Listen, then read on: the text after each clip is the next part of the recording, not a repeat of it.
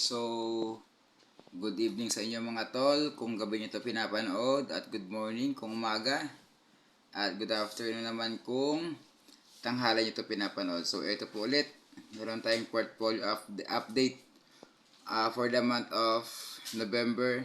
So today is December 1, 2023. Medyo late tayo kahapon, no? Dapat kahapon pa to kasi November 30 kahapon. Kaya lang medyo busy tayo kaya ngayon na natin ginawa. So ito na po ang ating update sa ating portfolio number 1. So last time meron tayong gains dito na 7.13%. So kaya lang eto medyo nalagmok sa kalungkutan yung ating portfolio ngayon dahil from positive 7.13 ngayon ay meron tayong loss na negative 12.71%, or meron tayong talo na 127,991.64. So grabe, sobrang laki ng ating loss dito. Actually itong 7.13 last October ay napaabot ko siya umabot siya actually ng 20% yung gains. Kaya lang parang last week nagkaroon tayong isang hindi masyadong magandang trade, which is yung ani na kung saan ay tinamaan yung ating cut loss, tapos ayun hindi ako nag cut loss kaya ayun sobrang laki nung natalo natin. So check natin kung magkano ba yung ating natalo dun. Tingnan natin trade logs natin. Ayan. Alright. So, ayun yung ani. Kita mo yan, nagkaroon tayo ng loss na negative 26.86%. At ang equivalent po niya ay 315,359.19. So, grabe, sobrang laki po niyan talaga. Talagang bumagsak ng bumagsak. Tapos, dapat yung cut loss natin ay negative 0.4 lang or 5%. Dapat sell na tayo dun. Kaya lang, yun. Nadala tayo ng emosyon natin, no? Kaya hindi natin nasunod yung ating plan. Kaya yun, nag-suffer tayo. So kaya talaga dapat pagka cut loss, no? Cut loss na, wala nang isip-isip pa. So yun, nakabawi siya last time, no? Nung kailan to?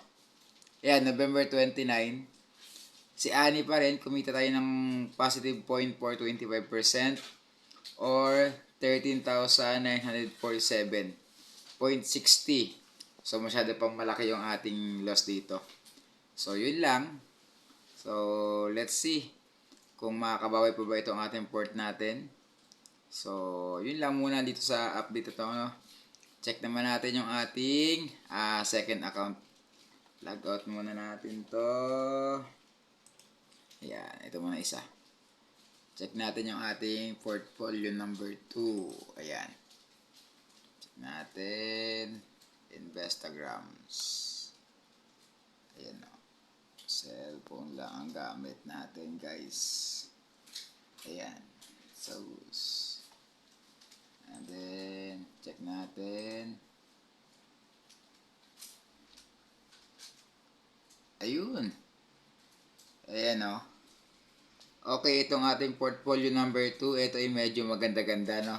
So, last time, no October ay meron siyang gains na 34.49%.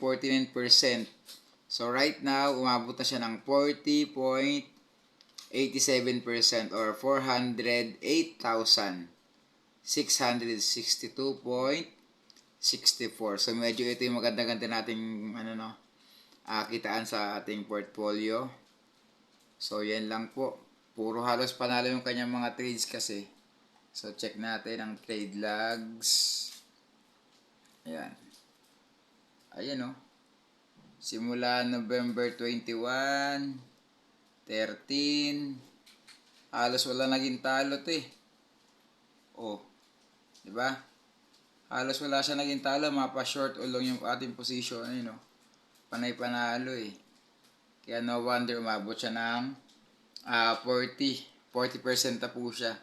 So, kung totoong pera to, laki-laki na to, no? 400,000. Makakabili na ako ng TV, sofa.